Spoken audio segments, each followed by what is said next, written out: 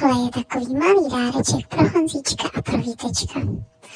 Asi už vás napadlo, že jsem Ježíšek. Sice jsem jenom takové malé miminko, ale za to kouzelné.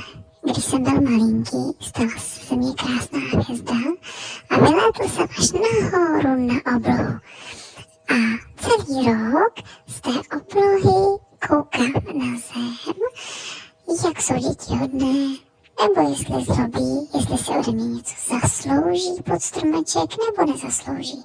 A víte co? Všechny si ode mě něco zaslouží. A hlavně vy dva, protože se koukám celý rok na to, že i když občas tam nějaké to zlobení je, tak jste strašně hodní kluci, s dobrým srdcem, co mají rádi maminku a tatínka, stále se usmívají. Proto jsem se rozhodl dát vám jako dárek takovou jednu krásnou pohádku o jednom hošíčkovi, který se jmenuje Hovínek a který je úplně stejně jako vy, takový malinký lotříček, ale s obrovským dobrým srdcem. Snad se vám bude ten dáreček líbit, stejně jako se vám určitě líbily všechny ty, které jste měli pod stromečkem. Tak zase za rok.